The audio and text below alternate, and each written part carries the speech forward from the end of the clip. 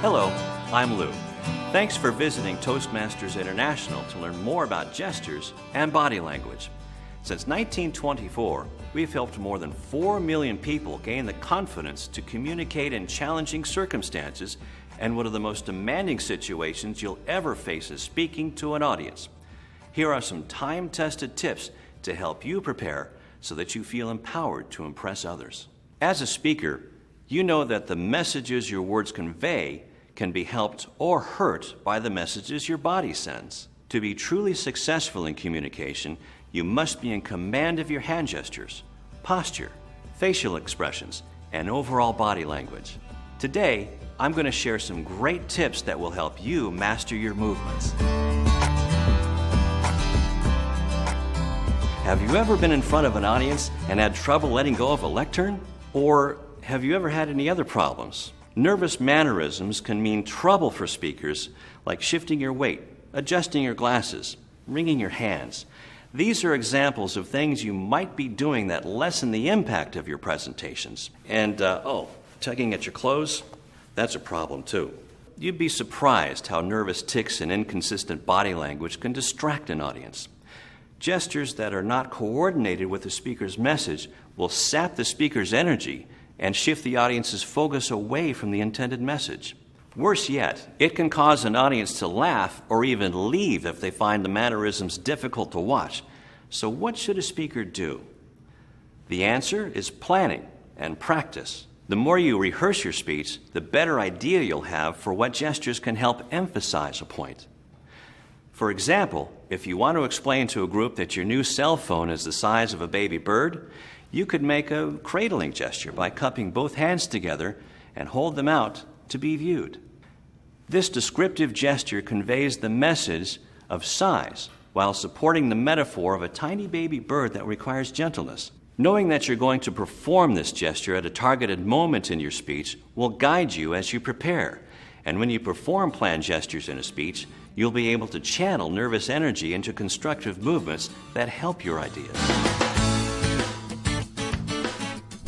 Now, what kinds of gestures should you imagine when planning a speech? Think of them in 4 major groups.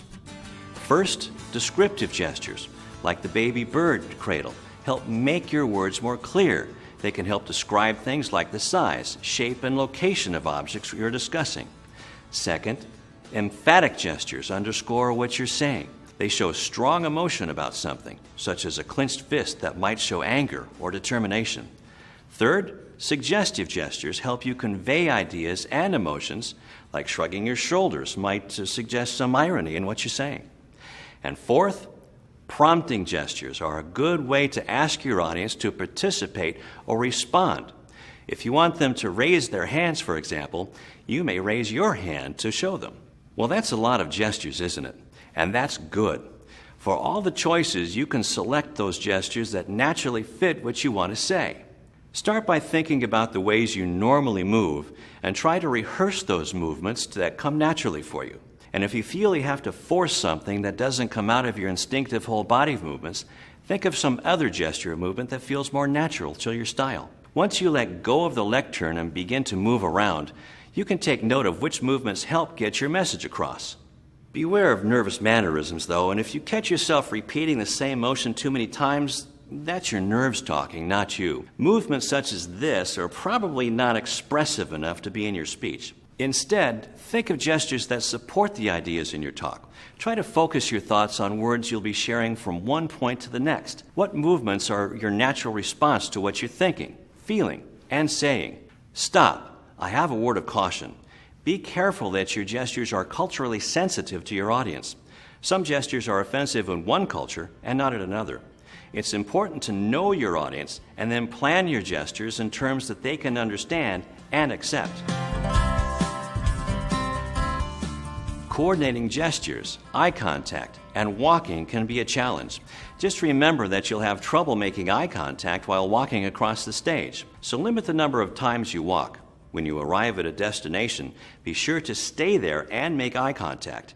You can perfect this technique with practice. With your planned and rehearsed gestures, you'll be able to let go of the lectern in no time and give your speech the impact it deserves. For more information on gestures and body language, please visit a Toastmasters Club. Find a location near you at Toastmasters.org.